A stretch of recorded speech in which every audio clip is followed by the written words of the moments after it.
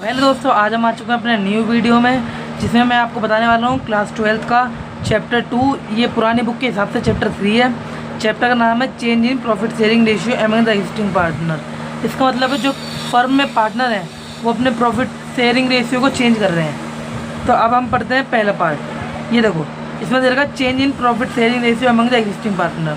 मतलब कि मान लो किसी कंपनी में 2 पार्टनर हैं, वो उनका शेयर है 2:3 है, 2:3 है। अब कोई अगला पार्टनर आता है तो अगले पार्टनर आने पर इन्हें अपनी रेशियो क्या करनी पड़ेगी, चेंज करनी पड़ेगी। उस रेशियो पर भी ये बांट नहीं सकते हैं। ऐसे अगला है admission of new partner. New partner जब ज्वाइन होता है तब रेशियो चेंज होती है।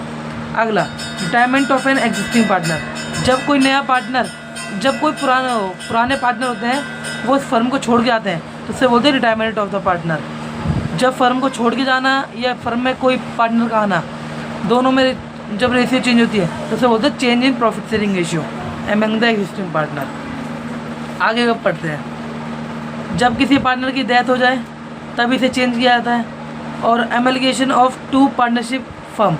एमलगेशन मतलब होता है किसी 2 फर्म को एक साथ वो हो जाना, जुड़ जाना, उसे बोलते हैं एमलगेशन ऑफ पार्टनरशिप फर्म। अगला क्या दे रखा है, और इसमें कुछ ज़्यादा इंपॉर्टेंट चीज़ नहीं है। एक ये adjustment require at the time of change in profit sharing ratio.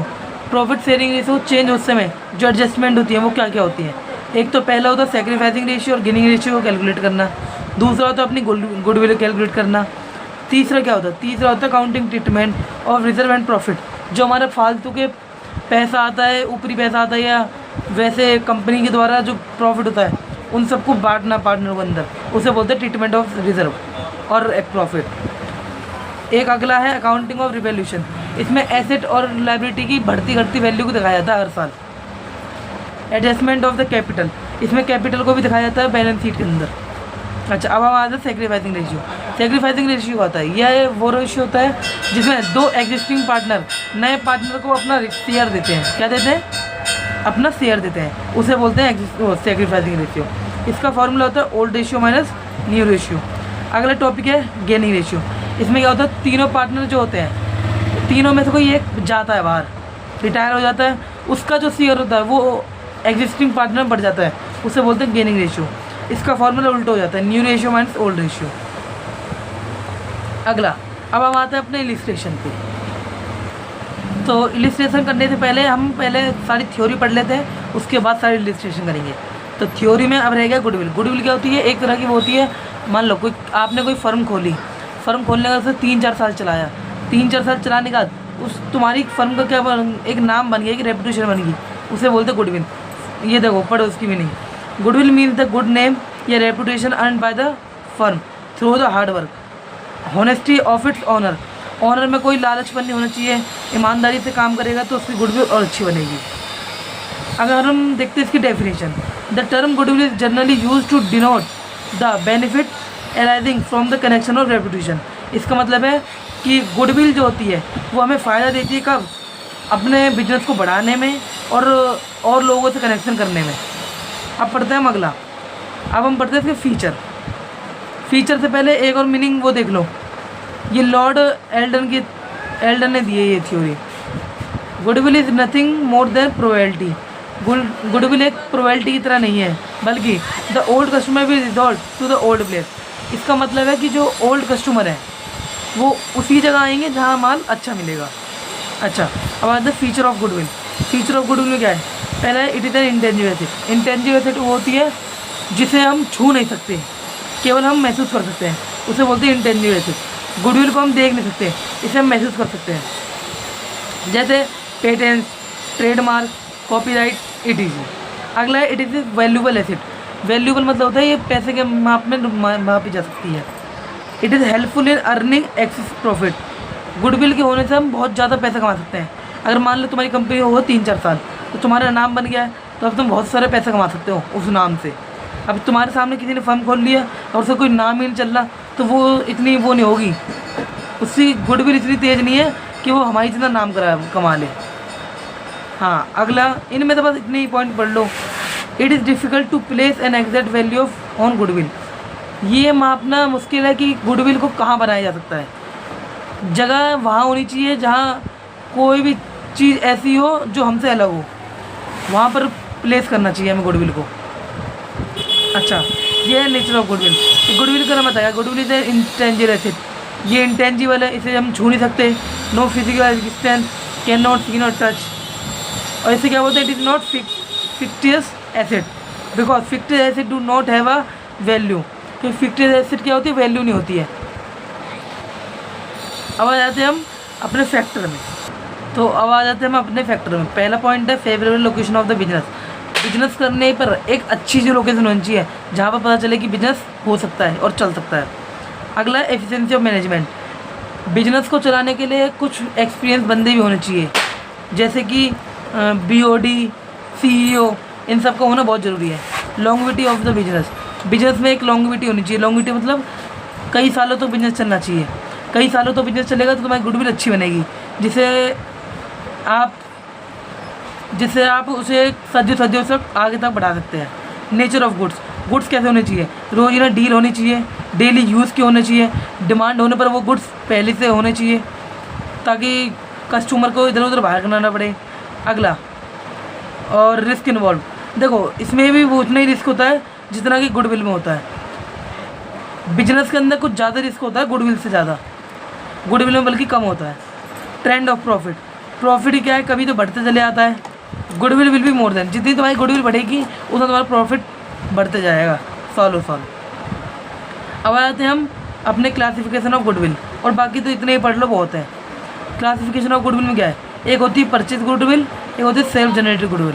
Purchase goodwill मतलब मान लो आपने एक फर्म खोली है, आपने उस गुडविल को किसी और को बेच दिया तो उसके लिए हो गया परचेज, उसे बोलते हैं परचेज गुडविल।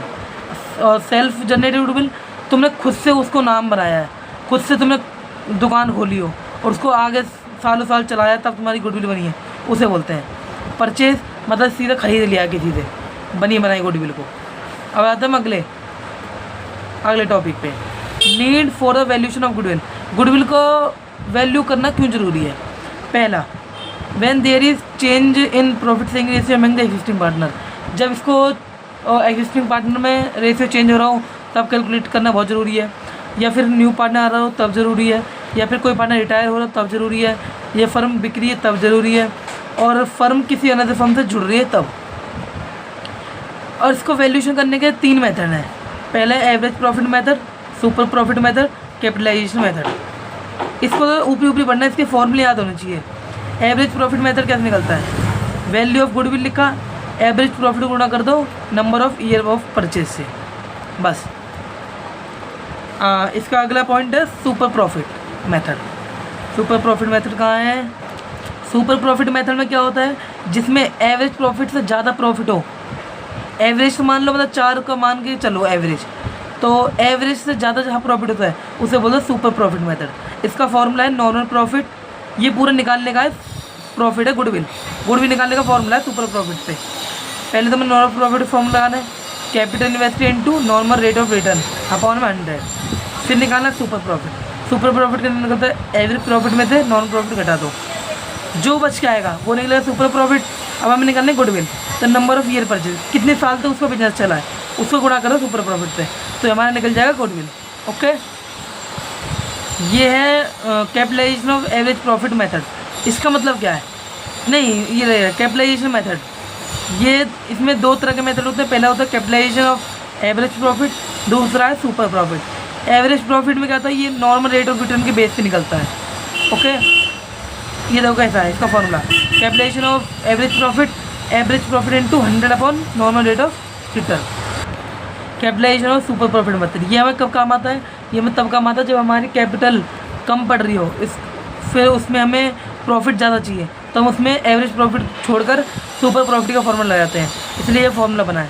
इसका सीधा फॉर्मूला था goodwill equal to super profit into 100 into normal rate of return, बस। हाँ, तो अगला हमारा टॉपिक आता है ट्रीटमेंट और reserve and accumulative profit. Reserve मतलब होता है हमने पहले से ही कुछ पैसे जमा कर रखे हैं, कहीं आगे मान लो कुछ दिक्कत आ गई तो उसमें पैसे काम आ जाए। एक्युमुलेटिव प्रॉफिट जो सुपर प्रॉफिट से पैसा निकलता है उसे बोलते हैं accumulative profit, when there is change in profit sharing ratio. पहला पॉइंट, अगर मान लो उसमें क्या रहा है transfer reserve and accumulative profit, तो फॉर्मूला बनता है reserve account debit, profit and loss account debit, workman compensation reserve debit, investment fluctuation मतलब होता है वैल्यू बढ़ता घटते जाना। डेबिट टू ओल्ड पार्टनर, जो फर्म को चला रहे हैं उनके बीच में बढ़ता है सब।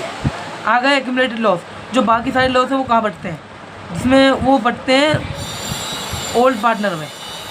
ओल्ड पार्टनर डेबिट हो जाता है और जो लॉस होता है वो क्या होता है, क्रेडिट। बस इसमें तो बस इतना ही टॉपिक है। तो अब हमें आया था अगले टॉपिक में, वर्कमैन कंपनसेशन रिजर्व।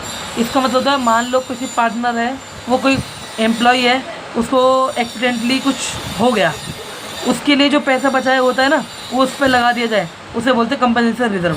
मान लो वो एक्सीडेंट हो गया, अब उसके लिए पैसा चाहिए तो वो फर्म देती है उसके लिए पैसा। अब इसमें 4 केस है। If there is no claim against workman compensation reserve, अगर मान लो चोट लगने में पैसा नहीं मिला तो सिंपल एंट्री होती है, वो होती है WCR अकाउंट डेबिट, इसे शॉर्ट फुल फॉर्म में WCR account debit to partner account, partner capital account जिस पार्टनर के लगी है। अगला पॉइंट है if the claim for workman compensation reserve lower than amount of workman compensation reserve, मान लो मिलना चाहिए उसे 50,000 और मिला उसे 40,000, तो ये वाला केस लगाया जाता है। इसका फॉर्मूला बनता है workman compensation reserve account debit to provision for workman compensation claim to partner capital account.